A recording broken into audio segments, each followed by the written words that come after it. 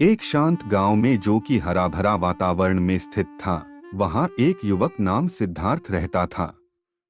सिद्धार्थ राजवंश में पैदा हुआ था, लेकिन उसे अपने जीवन से गहरी असंतोष की भावना महसूस होती थी। सभी सुखों के बावजूद सिद्धार्थ को उसके चारों ओर के पीड़ा की चिंता थी। उसने जीवन के उद्देश्य को समझने की चाह की और सामग्रीय संपत्तियों से परे उत्तरों की खोज की। एक पूर्णिमा की रात को सिद्धार्थ ने उत्तेजना के साथ अपनी राजकुमारी सुखों को पीछे छोड़ दिया और उद्धार की खोज में निकल पड़ा। वह आत्मखोज की यात्रा पर निकला, जिसमें उसने उसे समझाने का प्रयास किया जो उसे हमेशा से समझ में नहीं आया। जैसे ही सिद्धार्थ वनों और पहाड़ों के माध्यम से यात्रा कर रहा था, उसने कई चुनौतियों का सामना किया। उसने भूख, प्यास और थकान का सामना किया, लेकिन उसकी संकल्पना अटल रही। रास्ते में सिद्धार्थ ने बुद्धिमान संतों से मिला और उनके उपदेशों से सीखा। उसने ध्यान और आत्म जागरूकता में खोजा, अस्तित्व के रहस्य को समझने का प्रयास किया। वर्षों की खोज के बाद सिद्धार्थ ने अत्यंत तपस्या के अनुरूपता की निरर्थकता का अनुभव किया। उसने मध्यम मार्ग को अपनाया, जो सभी जीवन के पहलुओं में संतुलन और मधुरता को बढ़ावा देता है। आखिरकार सिद्धार्थ शांत बोधि वृक्ष के किनारे पहुंचा।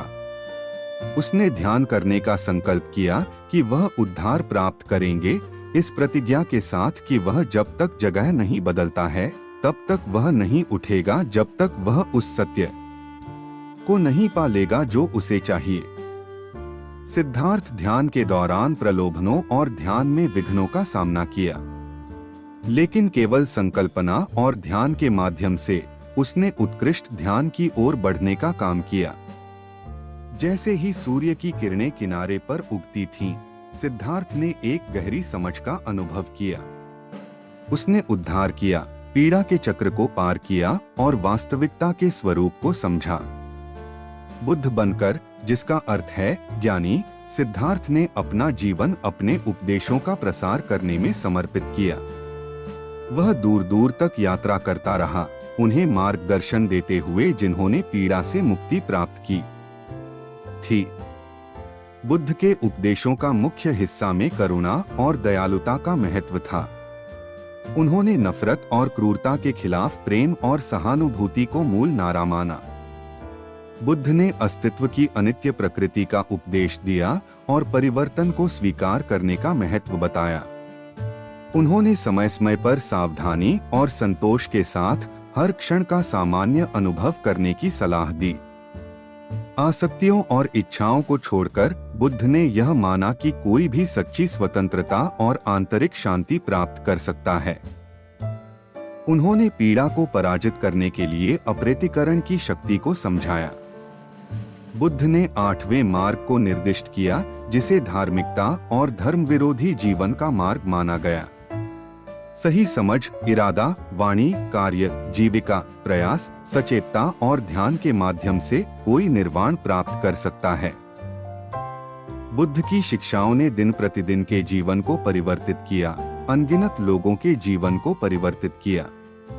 उनका गहरा ज्ञान आज भी सत्य के साधकों और आंतरिक शांति के साधकों को प्रेरित करता है। उनकी मृत्यु के बाद भी बुद्ध की विरासत उनके शिष्यों और अनुयायियों के माध्यम से बनी रही। उनके उपदेशों को पवित्र ग्रंथों में संरक्षित किया गया, जो समुद्र से समुद्र तक जीवन को उद्धार की ओर प्रेरित करते हैं। सिद्धार्थ की कहानी से हमें यह याद रखने की जरूरत है कि उद्धार सभी के लिए संभव है, जो ईमानदारी से उसे खोजते हैं। जब हम बुद्ध की कहानी पर विचार करते हैं, तो हमें यह याद रखना चाहिए कि दृढ़ संकल्प, करुणा और ज्ञान की शक्ति हमें जीवन की चुनौतियों को परिभ्रमित करने और असली खुशी और पूर्णता को प्राप्त करने में मदद करती है। आशा है कि बुद्ध की इस यात्रा की कथा आपके मन को प्रेरित करेगी।